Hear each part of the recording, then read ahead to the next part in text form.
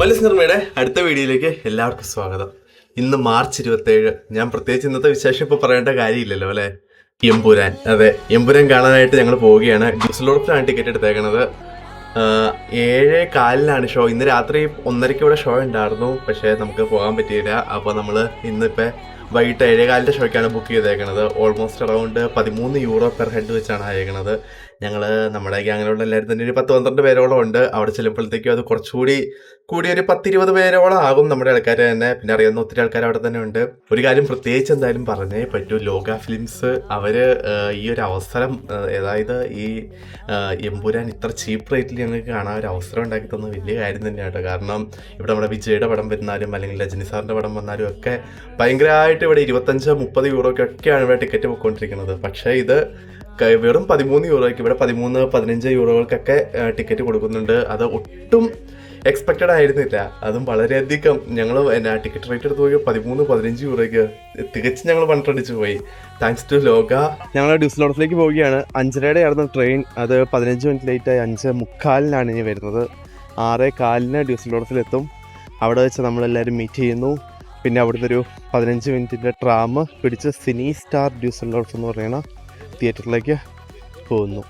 ഞങ്ങളെല്ലാവരും തന്നെ വൈകിട്ട് 6:30 ആയപ്പോഴത്തേക്കും ഡ്യൂസൽഡോർഫ് സെൻട്രൽ സ്റ്റേഷനിലെത്തി. അവിടുന്ന് ഒരു ട്രാം പിടിച്ച് 15 മിനിറ്റിൻ്റെ യാത്രയുണ്ടായിരുന്നു നമ്മുടെ സിനി സ്റ്റാർ തിയേറ്ററിലേക്ക്. അവിടുത്തെ സ്റ്റോപ്പിലിറങ്ങി നടക്കാൻ തുടങ്ങിയപ്പോഴത്തേക്കും ഒരു ലോഡ് മലയാളീസ് നമ്മുടെ സിനിമ എമ്പുരാൻ കാണാൻ വേണ്ടി വന്നേക്കണവരുണ്ടായിരുന്നു. 2 ഷോ ആയിരുന്നു അവിടെ ഉണ്ടായിരുന്നത്. 7:15 ഒരു ഷോയും 7:50 ഒരു ഷോയും ഉണ്ടായിരുന്നു. 2 ഷോ ഉള്ളതിനാൽ തന്നെ എബവ് അല്ലെങ്കിൽ അറൗണ്ട് 500 മലയാളീസ് ഇന്നേ ദിവസമായിട്ട് തിയേറ്ററിൽ തന്നെ റീച്ച് ആയിട്ടുണ്ടായിരുന്നു.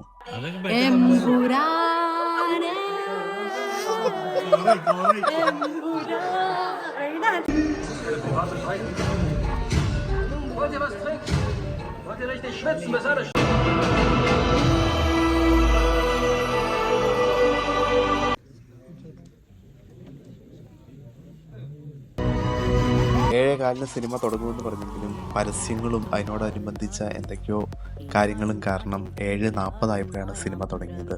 10:30-10:45 ആയപ്പോഴത്തേക്കും കറക്റ്റ് സിനിമ തീർന്നു. ഒരു ഇൻ്റർവെല്ല് പോലും ഞങ്ങൾക്ക് തന്നില്ല.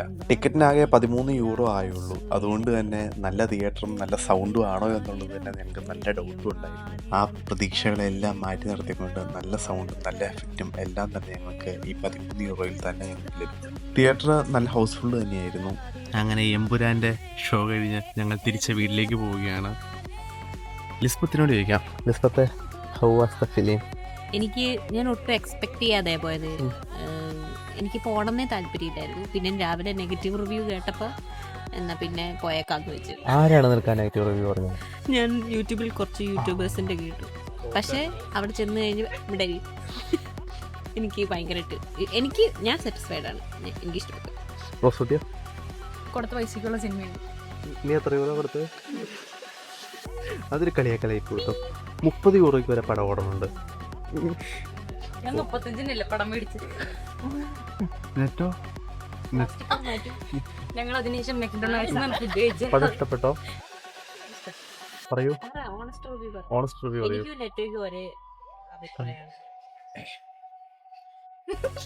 ഓ, ഇവക്കും ഒരഭിപ്രായം.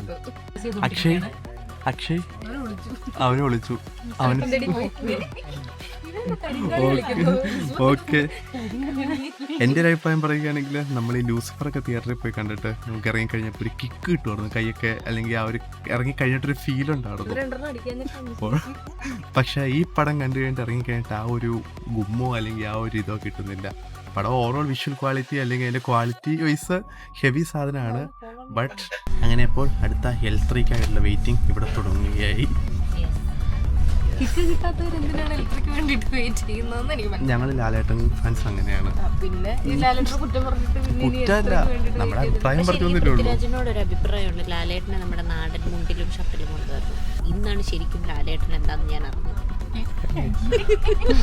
ലൂസിഫർ കാണാത്തവളായി പറയണത്. ഓക്കെ, പാട്ടോ. ഇനിയിപ്പോൾ അടുത്ത പടം അല്ലെങ്കിൽ അടുത്ത അക്ഷയ് പറയടാ പടം. അവനൊന്നും പറയാനില്ല. ഓക്കെ, നീ പറ. അപ്പോൾ ഇനി അടുത്ത വീഡിയോയിൽ കാണുന്നവരേക്കും ബൈ.